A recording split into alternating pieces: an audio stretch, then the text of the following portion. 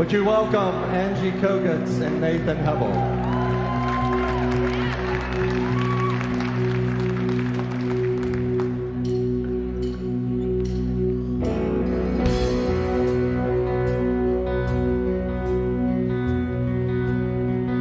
Oh, shame is a prison, as cruel as a grave. Shame is a robber, and he's come to take my name. Oh, love is my redeemer, lifting me up from the ground. Love is the power where my freedom song is found. There ain't no grave gonna hold my body down. Oh, no grave, there ain't no grave gonna hold my body down. Well, well, well, 'cause when I hear that trumpet sound, I'm gonna rise up out of the ground. There ain't no grave gonna hold my body down.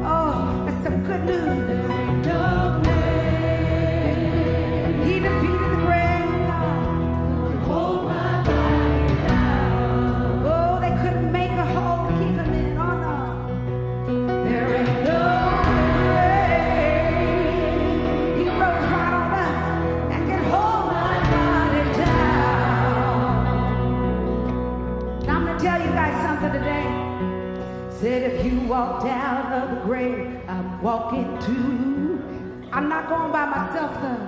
If you walked out of the grave I'm walking to. I want to know who's with me today. Come on. If you walked out of the grave I'm walking to. Come on, get on your feet if you're walking out. If you walked out of the grave I'm walking to. Come on, let's declare that together this morning. If you walked out of the grave I'm walking to. Yeah. If you walked out of the grave I'm walking to. Yeah. If you walked out of the grave I'm walking to. I can walk out too. Yeah. If you walked out of the grave I'm walking to. Yeah, I'm following Jesus. Yeah. If you walked out of the grave I'm walking to. We can walk out too, yeah. Yeah. If you walked out of the grave I'm walking to. Yeah. Cross at the power. Yeah. If you walked out of the grave I'm walking to.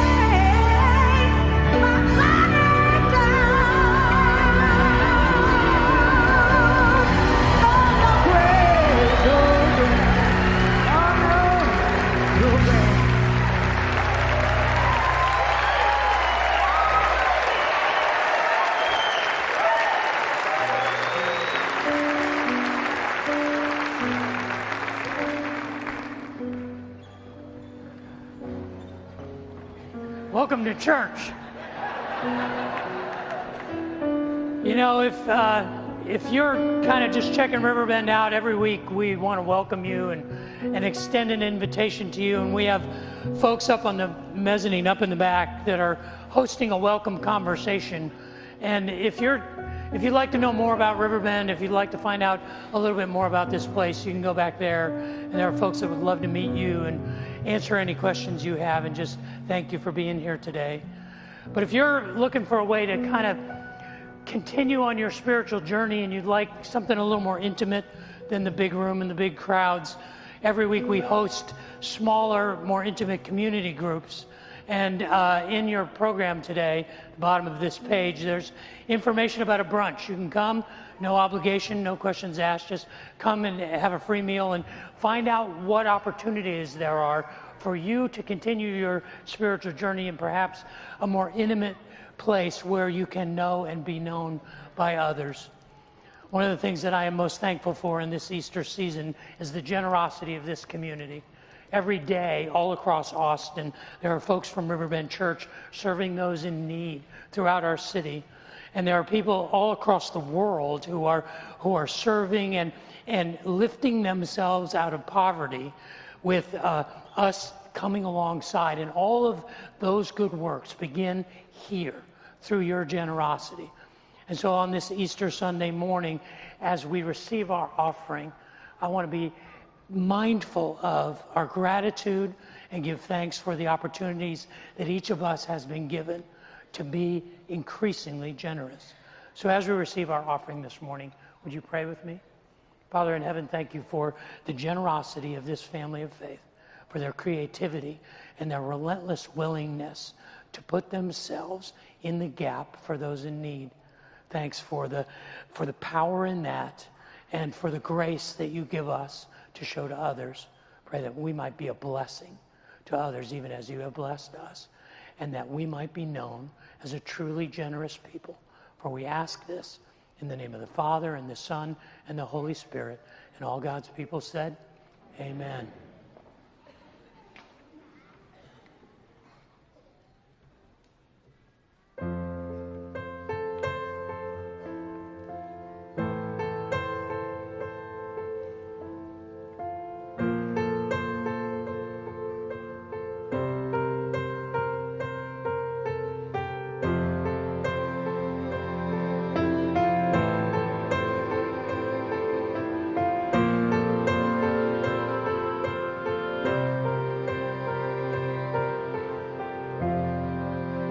Watched you make the blind to see, and heal so many sick and weak. But can you fix this broken heart?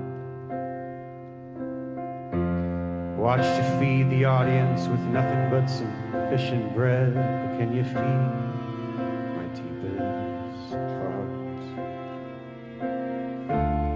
I thought you came to heal me. You came to make me whole. It's the cold in my heart. It's the wounds and the scars. It's the grace and the dark. It shows me who you are.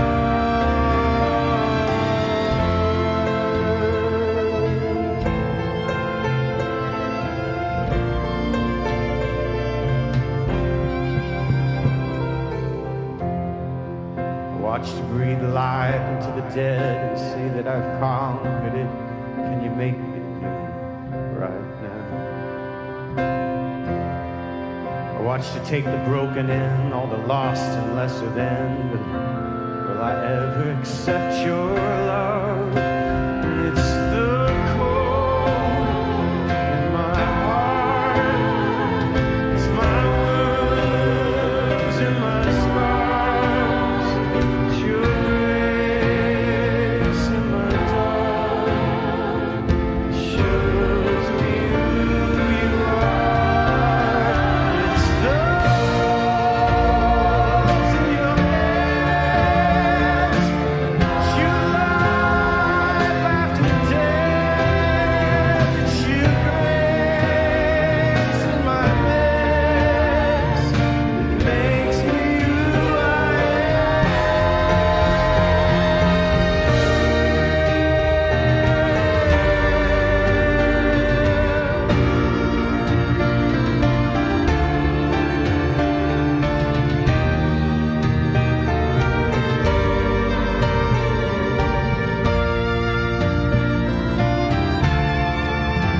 I wanna touch your hand. I wanna see you scars. I wanna let you in. Wanna know who you are. Wanna know who you are. I wanna know who you are.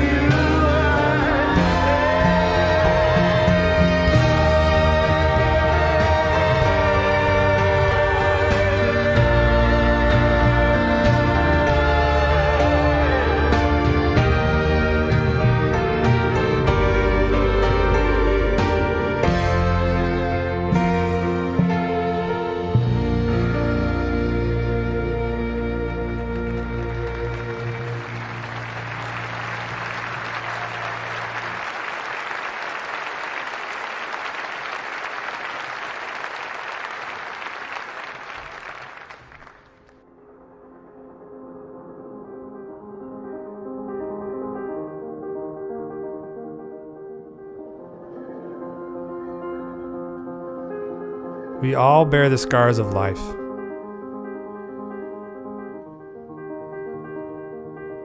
Some of us bear the scars of self-reliance. Realizing that the pressure we put on ourselves, the identities that we are attached to, aren't enough to carry.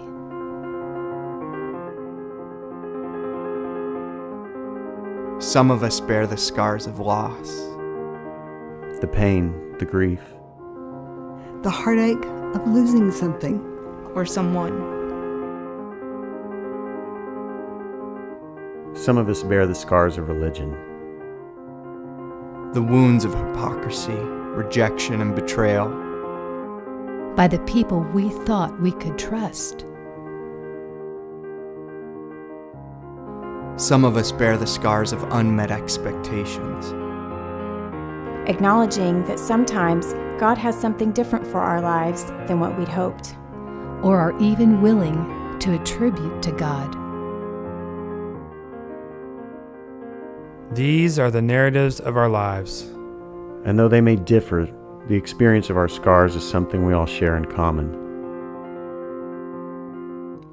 We are known by our scars. But that's not where the story ends. God loves us enough to take our scars. And do the unexpected with them. If we're willing, He can take our grief. He can take our disillusionment. He can take our betrayal. He can take our shattered identity. He can take our messiness And use them to create something beautiful. These are the scars of redemption. Of hope and renewal. These are the scars of love.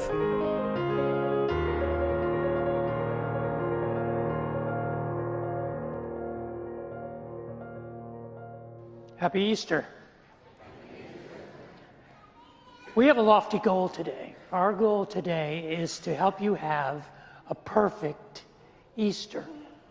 Now that's a lofty ambition. That's a difficult goal to achieve. And part of the reason it's difficult is because we don't really understand what perfection is.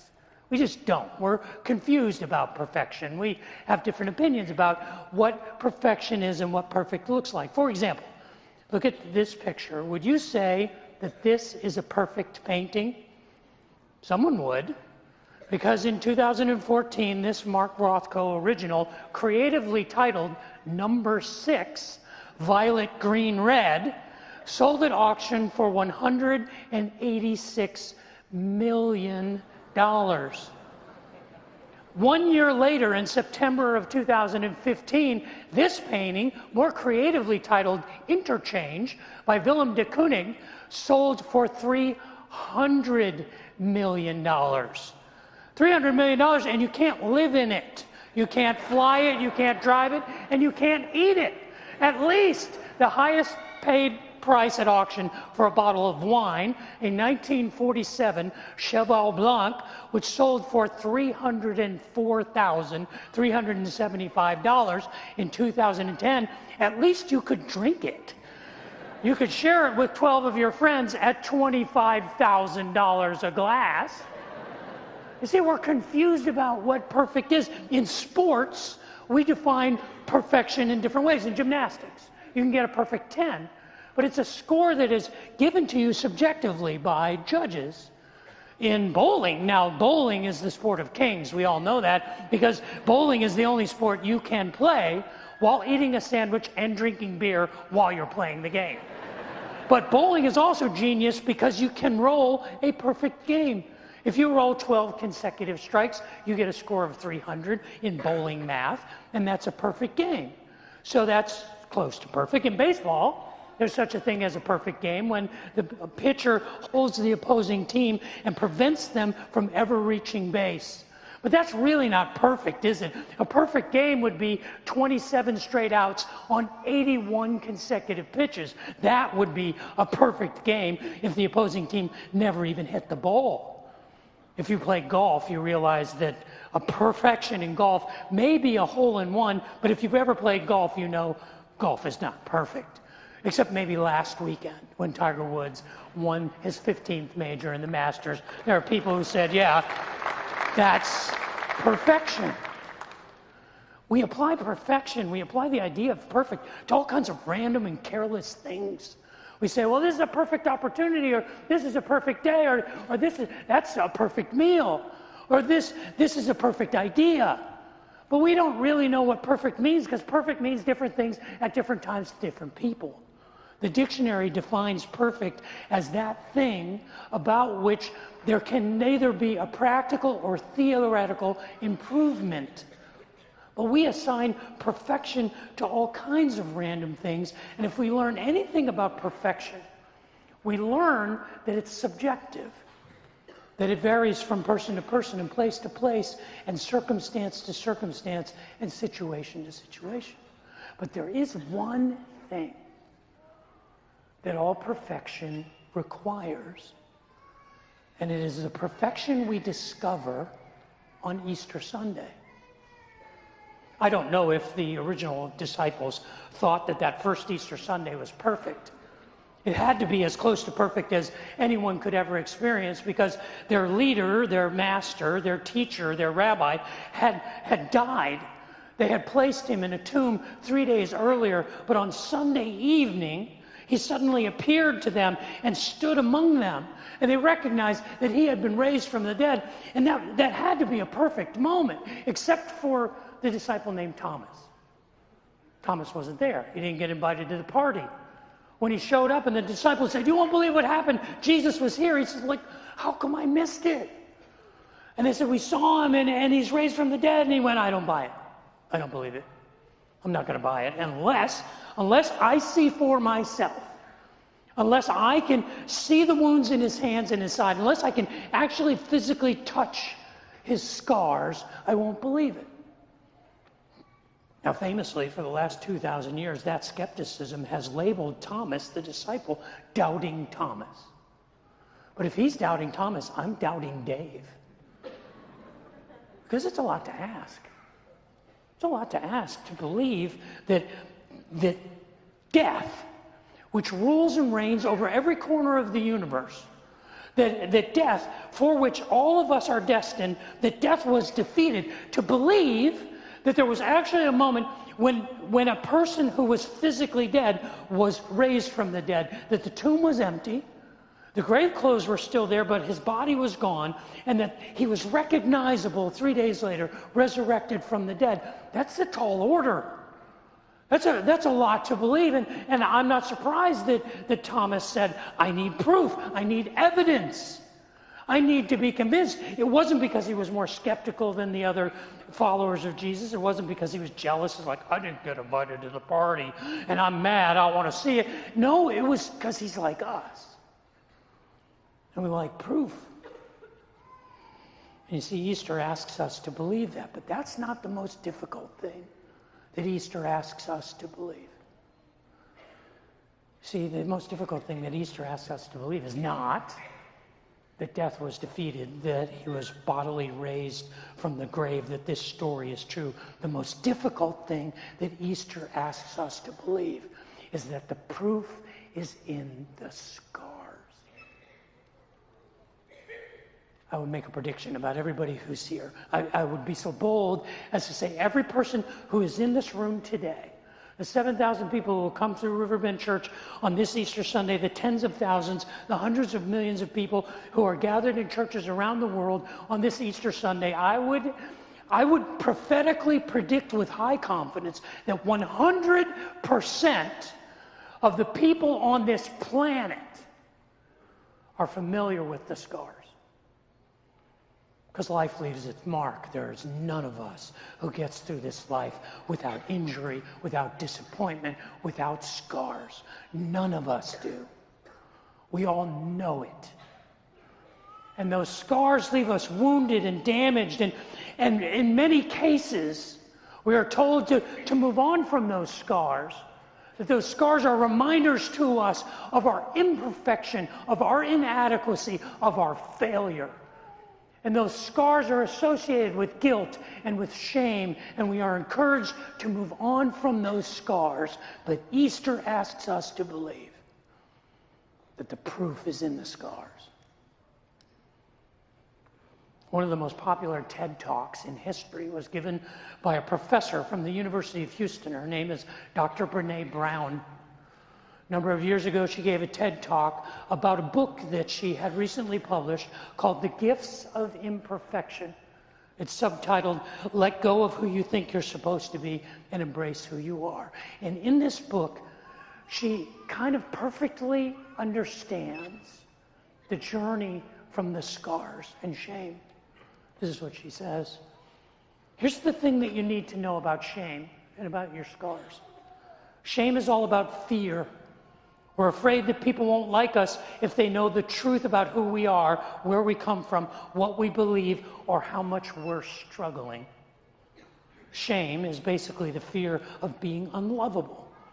It's the total opposite of feeling worthy of love. In fact, the definition of shame that I developed from my research is, shame is the intensely painful feeling or experience of believing that we are flawed or we are scarred and therefore unworthy of love and belonging.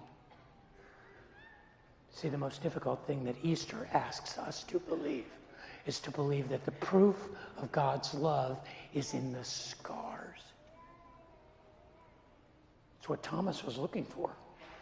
But why? Why would he be looking for the scars? I thought the whole narrative about life after death, about heaven with God, was that there were no more tears, there was no more sorrow, there were no reminders of the former pain that we endured. Just like there's no crying in baseball, there are no scars in heaven. But he was looking for the scars. It tells us that 8 days later, Jesus appeared as he had on that first Easter Sunday. Suddenly, without warning, in the midst of the disciples, and they were shocked. And he said, Tranquilo, chill. Peace be with you. Don't be afraid. And then he turned to Thomas and he said, come here, I want to show you something. I want you to see and I want you to touch the wounds in my hands. I want you to put your hand into my side. I want you to stop your faithlessness and I want you to believe. Because the proof is in the scars. And when he saw the scars and he touched them, he had the empirical evidence. He had the tangible sign that this was, in fact, the one who had been crucified. It wasn't an apparition. It wasn't a ghost. It was a resurrected human being, the one he knew as Jesus. And the scars verified it. And he believed and he fell on his face and he said, you are my Lord and my God. Thomas had it easy because he got to see him. He got to see his scars. He got to see the scars that were left from the crucifixion and his death. The only scars we have are our scars. But the proof is in our scars. The proof of God's love is in our scars. The proof that we are worthy of love is in our scars. This is what Easter asks us to believe, to dare to believe that we are worthy of love, and the proof of that is the scars that we carry, because we all carry them. Jesus knows how hard this is. He says to Thomas, you are blessed because you've seen me and you believe, but how much more blessed are those people in Austin 2,000 years from now? Who have never seen my scars. The only scars they have ever seen are their own. But the proof is in the scars, and the scars are sufficient to prove his love. It's a lot to ask. It's difficult for us to believe. It's hard for us to comprehend. But the one thing that tells us what perfect is imperfection. It's how we know what perfect is, because we have experienced imperfection. It's what we tried to capture over the last 5 weeks. Over the last 5 weeks, The folks here, the family here at Riverbend, has filled out cards and written letters to people that they've lost and expressed the scars of unmet expectations. And we had that created in a painting, which is out on the plaza, where it takes those imperfections and perfects them. It takes them and turns them into a work of art. This is the most difficult thing that Easter asks us to believe, that our scars are perfect. We're confused by perfect. It's hard for us to comprehend what perfect is. I want to show you 3 pictures. See if you think these are pictures of perfection. Look at this first one. Perfect? Yeah. Perfectly awful. Perfectly horrible. Have you ever tried to get peanut butter out of a human being's hair? It's a nightmare. Can you imagine peanut butter everywhere? Oh, she's so adorable. No, somebody has to clean that up. Trust me, it's not going to be her. Or how about this picture? This is another picture. Is this perfect? Oh, this poor guy. He's kind of jonesing for jelly. He's kind of passed out with jelly in his hand. Somebody's got to wash those sheets, people. How about this one? How's this for a picture of perfection? Using the dog as a color. Thank you for saying, oh, yeah. Perfectly adorable until you have to explain to your neighbors why your dog looks like a graffiti wall. You may be saying, well, where's the perfection in those pictures? Where is it? The perfection is not what's in those pictures. It's the perfect is actually what's missing from those pictures, and every parent knows what it is. Every parent realizes that that's raising a child, and somebody's got to clean up that mess, and it's not going to be them. And you have to do that over and over and over again without murdering them. And that's what love looks like, you see. Because it doesn't take a perfect love to love a perfect child. It takes a perfect love to love an imperfect one. And in that imperfection, the perfection is seen. The proof is in the scars. The proof of our worth, the proof of God's love, the proof of the perfect is in our scars. This is what we hope you realize this Easter, that you experience a perfect Easter. Happy Easter.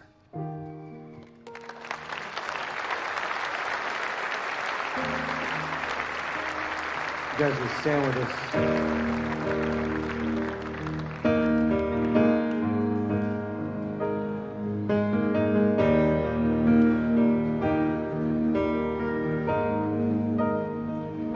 How great the chasm that lay between us, how high the mountain I could not climb.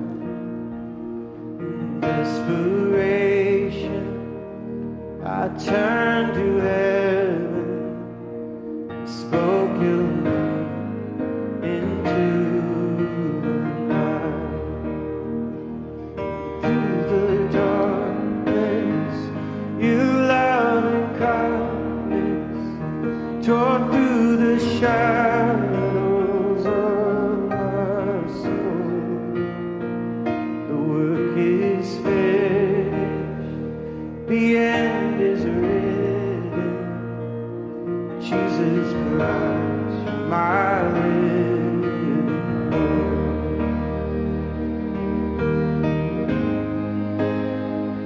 Who could imagine so great a mercy?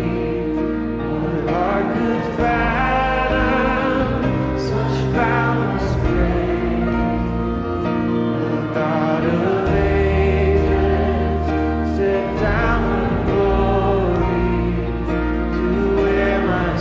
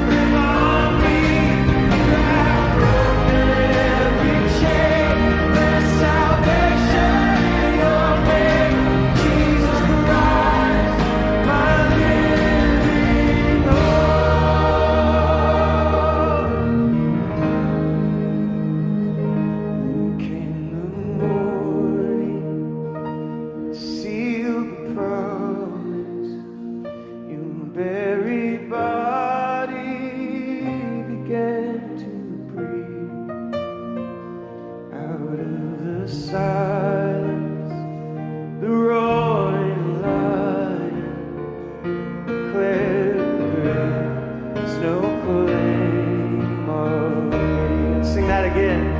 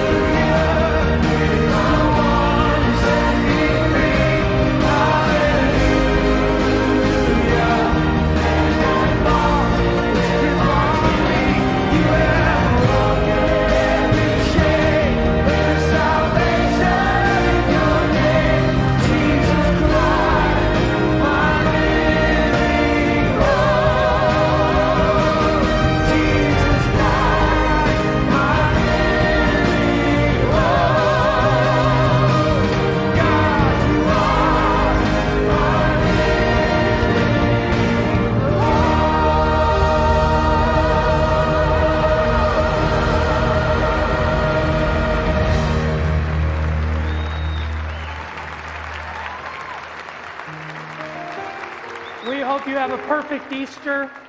Enjoy the day. Go in peace. See you next Sunday. Happy Easter.